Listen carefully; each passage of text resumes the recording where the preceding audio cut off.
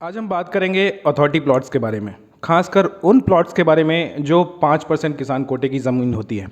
इसमें हम बात करेंगे कि जैसे आप प्रॉपर्टी खरीदते हैं तो खरीदने से पहले आप प्रॉपर्टी को देखते हैं। जब देखते हैं तो उनमें क्या क्या देखना चाहिए आपको, मतलब क्या क्या सावधानियां बरतनी चाहिए प्रॉपर्टी खरीदते टाइम में। और जब खरीद लेते हैं तो रजिस्ट्री मोटेशन जो कुछ भी होता है उन सब चीज़ों के बारे में पूरी जानकारी लेने की मैं कोशिश करूंगा। तो आज मेरे साथ विकास शर्मा जी हैं। रियल एस्टेट के सेक्टर में अगर देखा जाए तो बहुत अच्छा अनुभव है और काफ़ी अच्छा नॉलेज है। तो आज हम इन्हीं से जानने की कोशिश करेंगे, पूरा डिटेल्स लेंगे आपसे। सिर्फ इतना ही मैं जानना चाहता हूँ कि जब हम प्रॉपर्टी खरीदते हैं तो स्टार्टिंग में क्या क्या हमें सावधानियां बरतनी चाहिए, और प्लस जब प्रॉपर्टी हम जब खरीद लेते हैं, देख लेते हैं, तो रजिस्ट्री के टाइम पे क्या क्या डॉक्यूमेंट्स लगते हैं, उन सब चीज़ों के बारे में स्टार्टिंग से लेके एंड तक मुझे डिटेल्स बता जी दीजिए। जी मैं आपको बताता हूँ। जैसे ही आप प्रॉपर्टी खरीदने के लिए जाएंगे जी। तो आप किसी भी डीलर के पास में जाएंगे, कहीं भी जाएंगे प्रॉपर्टी खरीदने के लिए। आप बैठेंगे सामने तो डीलर सबसे पहले ये तो आपको ये पूछना है भाई फर्स्ट पार्टी है या सेकंड पार्टी है। जी जी। अगर फर्स्ट ओनर ही है तो अलॉटी होगा किसान।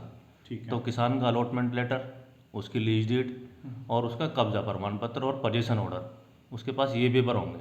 ठीक है। ठीक है ना, फर्स्ट पार्टी अगर होगा। अगर सेकंड पार्टी पे ही चले जाएंगे आप तो उसके पास किसान वाले सारे डॉक्यूमेंट्स, यानी कि अलॉटमेंट लेटर, कब्जा लेटर, पोजीशन ऑर्डर और लीज डीड। ठीक। ठीक है जी। उसके बाद उसकी ट्रांसफ़र डीड, सेकंड पार्टी अगर होगी तो ट्रांसफ़र डीड, और ट्रांसफ़र डीड के बाद उसका टीएम, टीएम लेटर भी होगा उसके पास। जी। पहले टीएम होगा, जी फिर जी। उसके बाद उसकी ट्रांसफ़र डीड होगी। ठीक है। ट्रांसफ़र डीड के बाद उसकी मुटेशन चढ़ेगी। ठीक है। मुटेशन कॉपी अथॉरिटी से अब मिल जाती है, वो सेक्टर 6 अथॉरिटी चली जाती है, तो वहाँ से मुटेशन लेटर हमें मिल जाता है। ठीक है।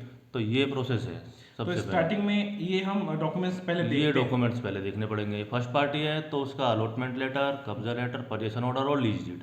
ठीक है, और सबसे पहले ये हम देख लें। एक चीज़ और चेक कर लेंगे उसमें, one time lease rent paid है या नहीं है। ओके। ठीक है ना। जी जी। अगर one time lease rent paid है किसान से ही तो अच्छी बात है। अगर आप सेकंड पार्टी से जाके वन टाइम लीज रेंट कराएंगे पेड तो वो कई गुना ज़्यादा बढ़ जाता है फिर, ओके। जिसे आप जमा नहीं कर पाते। ठीक है। ठीक है ना। तो इन चीज़ों का ही विशेष ध्यान रखना होता है। ऐसी और कोई इतनी मान बड़ी लीजिए ये फॉर्मेलिटीज नहीं है। चीज़ें हमने देख लिया, ये सारे जी पेपर्स हमने देख जी लिए। जी तो कुछ ऐसे लोग होते हैं जिनको प्रॉपर्टी के बारे में नॉलेज नहीं होता है। जी प्रॉपर्टी के पेपर्स तो ले लिए, जी बट उनको नहीं पता है कि इनमें क्या सही है क्या गलत, तो फिर वो जी। कहाँ दिखाएंगे, किससे पता करेंगे कि ये प्रॉपर्टी सही है कि ये नहीं है। इस चीज़ के लिए आपको सेक्टर 6 नोएडा अथॉरिटी जाना होगा। ठीक है। प्रॉपर्टी नंबर होना चाहिए आपके पास में। आप अथॉरिटी में जाएंगे, पास बनवा के अंदर जाएंगे रेजिडेंशियल विभाग में। ठीक है। अगर रेजिडेंशियल है तो रेजिडेंशियल में, अगर कॉमर्शियल है तो कॉमर्शियल उसमें, और तुम्हारा इंडस्ट्री है तो इंडस्ट्री डिपार्टमेंट में ठीक तो है। जाना पड़ेगा। तो वहाँ आपको जो भी बाबू बैठे होंगे या स्टोर इंचार्ज बैठे होंगे वो आपको बता देंगे जो उस सेक्टर को देख रहे होंगे। अगर आप 63 ले रहे हैं तो 63 आप रेजिडेंशियल विभाग में पूछ लेना कि कौन बाबू उस सेक्टर को देख रहा है। ठीक है। वो उस फाइल की जानकारी दे देगा कि वो फाइल क्लियर है या उसमें कोई बाधा है, मतलब किसी ने कोई रोक तो नहीं लगाई हुई है या कोई पेपर की कमी है उसके अंदर। तो वो बाबू आपको पूरी जानकारी दे देगा। तो वहाँ पे क्या फीस उसको देना पड़ता है? नहीं, फीस कुछ नहीं देना पड़ता। फ्री ऑफ कॉस्ट है? Free of cost. मतलब वो देख के बिल्कुल बता बिल्कुल देते हैं। बिल्कुल, वो आपको देख के बताएंगे। ठीक है। जी एक चीज़ और मुझे जानना था कि जैसे आपने बताया कि पेपर वेरीफाई करना है तो आप अथॉरिटी में जाके वहाँ पे दिखा सकते हैं। कुछ लोग कहते हैं कि जैसे 5% हो गया, नोएडा में 5% है, ग्रेटर नोएडा में जाएंगे तो आई थिंक 6% है। 7%, 6%, 6%, 7% है। तो इसमें कुछ लोग कहते हैं कि 2 रजिस्ट्रियाँ भी हो जाती हैं। कभी कभी ऐसा होता है कि रजिस्ट्री तो आपने करा लिया, किसान कब्जा ही नहीं देता। इस तरीके की कुछ बातें होती हैं क्या? ऐसा नहीं, ऐसा नहीं होता है। ऐसा संभव नहीं है। अच्छा, क्योंकि रजिस्ट्री एक ही होती है। लीज डीड जो होती है सबसे पहले अलॉटी को ही होती है किसान को। ओके। या तो किसान ने किसी को फिर जीपीए कर रखी हो तो वो जीपीए से किसी और ने लीज करा ली हो, ओके। लेकिन फिर भी किसान की नहीं होती, होगी तब भी एक ही। ठीक ऐसा नहीं है, डबल वाला मामला नहीं है। इसमें नहीं होता इसमें नहीं है। फ्री होल्ड में तो हो जाएगा, लेकिन फ्री होल्ड में होता है। फ्री होल्ड में होता है, इसमें नहीं ठीक है। इसके बाद जैसे अब उन्होंने वेरीफाई करा लिया, जी। वेरीफाई हो गया कि हाँ ज़मीन ठीक है, किसान के नाम ठीक पे है या सेकंड पार्टी के नाम पे ठीक है है। प्रॉपर्टी है, उसके बाद फिर क्या प्रोसीजर होता है? उसके बाद प्रोसीजर यही है कि अभी अपना 10% बयाना करके अपना एग्रीमेंट कर लें। अगर लोन लेना है तो लोन के लिए पूरी फॉर्म पूरी चेन की फोटोकॉपी ले लें, अपनी लोन के लिए फाइल डाल दें। ठीक है। उसमें जैसे ही लोन अप्रूव आपका होगा, सेंक्शन होगा जितना है, और लोन के अलावा बाकी पेमेंट उन्हें दे के अपना ट्रांसफ़र लगवा लें, टीएम लगवा लें। ठीक है। लोन कितने अमाउंट पे होता है? लोन सर्किल रेट यहाँ हर सेक्टर का अलग अलग है वैसे तो। ठीक है ना, लेकिन मार्केट वैल्यू पे भी लोन होता है, ठीक है ना। ये नहीं है कि सर्किल रेट पे ही लोन होगा। अगर सर्किल रेट 44,000 है और आप चीज़ ले रहे हैं 1,00,000 रुपये मीटर, तो बैंक जो मार्केट वैल्यू उठाएगा वो आपकी 85 या 90,000 रुपये मीटर की उठाएगा। तो उसी बेस पे लोन होगा। सर्कल रेट पे नहीं करते हैं? नहीं, मतलब जो मार्केट आप रेट लेना चाहते हो सर्किल रेट पे ले लो, लेकिन मार्केट वैल्यू भी बैंक उठाएगा। अच्छा, वो भी उठा के हाँ, उस पे भी लोन कर हाँ, देता है? बिल्कुल बिल्कुल उसी पे ही करता है। अच्छा, उसी पे करता उसी है। पे करता है उसके बाद सब चलिए ठीक है, अब लोन हो गया जी। मान लीजिए। लोन होने के बाद जो लोन के अलावा और जो आप जैसे वाइट की पेमेंट, आप रजिस्ट्री, आपने 1 करोड़ की कोई चीज़ खरीदी है और रजिस्ट्री करानी है आपको उसकी 80 लाख पे वाइट वैल्यू पे, तो 20 लाख रुपए आप अपने बाकी उन्हें पेमेंट करके अपना ट्रांसफ़र लगवा लीजिए। ठीक है, उसके बाद ट्रांसफर होता है? टीएम मिल जाएगा आपको। टीएम लेटर मिलने के बाद 80 आपका बैंक डीडी दे देगा, बाकी आप अपनी रजिस्ट्री कराइए। ओके, ये प्रोसेस है। तो ये प्रोसीजर है जी बिल्कुल। तो उसके बाद से कंप्लीट, फिर उसके बाद अब वो अगर कंप्लीशन नहीं हुआ है तो फिर कंप्लीशन कराए? हाँ, कंप्लीशन नहीं बना हुआ है तो कंप्लीशन बनवाए। ये वैसे तो अब जब आप चीज़ खरीदेंगे तो 1 साल का समय आपको मिलेगा।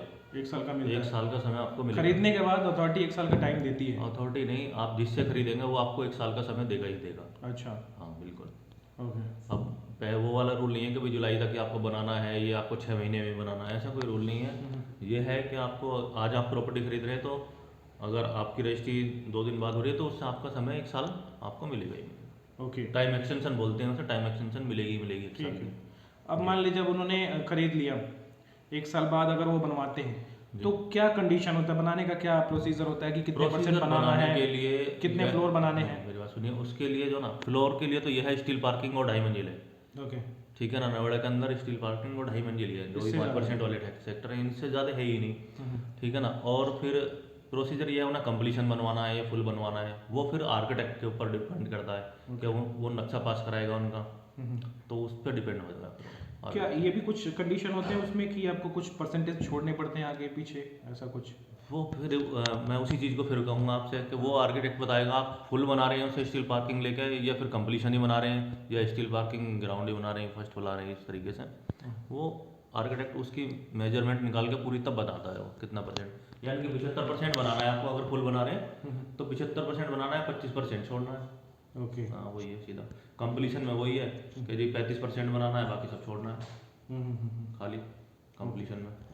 ओके जी। तो जैसा कि आप लोगों ने सुना, विकास जी ने काफ़ी अच्छी जानकारी दी है।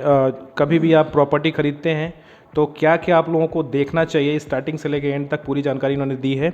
उम्मीद करता हूं कि आप लोगों को ये वीडियो पसंद आएगा, और इससे अधिक अगर आप लोगों को कुछ पूछना है तो आप मुझे कमेंट के माध्यम से भी पूछ सकते हैं। आज के लिए फ़िलहाल इतना ही, तब तक के लिए धन्यवाद। जय Hind, thank you so much.